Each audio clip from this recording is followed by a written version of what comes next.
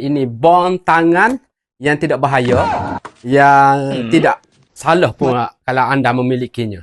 Malah saya rasa anda akan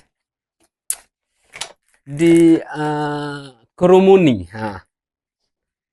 Sebab dia punya sedap dia tu. Selain roti bond spice bond extreme juga sedap. Yang tu sedap makan, yang ni sedap bila anda pakai. So kotak dia lebih kurang gini lah kotak dia. Simple tapi ada kesan warna dia tu memainkan peran agak penting lah. So Spice Bond Extreme, saya close up dia punya botol. Botol dia cantik, menarik, tertarik. Kau memang ada bom. So anda kalau nak buka dia seperti nama dia Extreme, dia kena guna sedikit kepayahan dia tu, dia kena guna gigi. So tarik je, lepas tu campak. Dah gorang je, segorang. Ini Spice Bond Extreme ni, ni macam dia punya kilok lah. Dia tak nak bagi tekan, dia tak si bagi tekan. So ni boleh buat poket. Saya automazer check. Oh, automazer dia. Oh.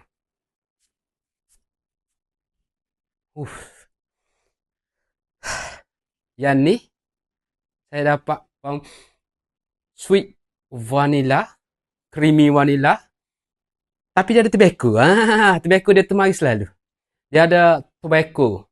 Dia bau awal-awal tu warm spicy vanilla. Lepas tu ni tobacco mari. Oi. Yang ni sweet vanilla tobacco yang saya rasa biasanya orang apa ni perempuan tak suka bau tobacco apa semua, tobacco leather lah, oud lah, biasanya jarang lah yang suka. Tapi yang ni saya rasa sebab dia ada kombinasi vanilla, warm spicy dengan tobacco tu, cair ni.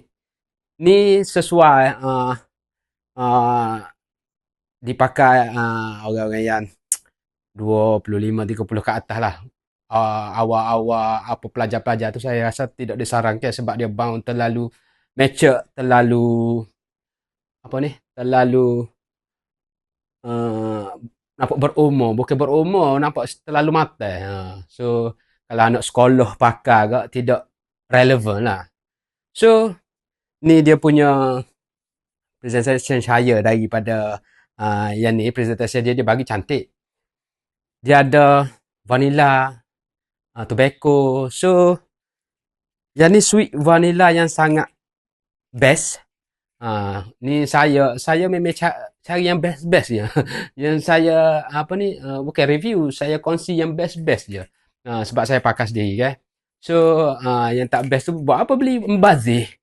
So yang ni sesuai pakai dating malam, pergi night occasion apa-apa event malam, ni best vanilla. Anda pula pakai smart, baju apa ni, baju kemeja, buka sikit biar nampak bulu dada. Kalau yang ada bulu dada, bagi seksi sikit sebab dia dah seksi.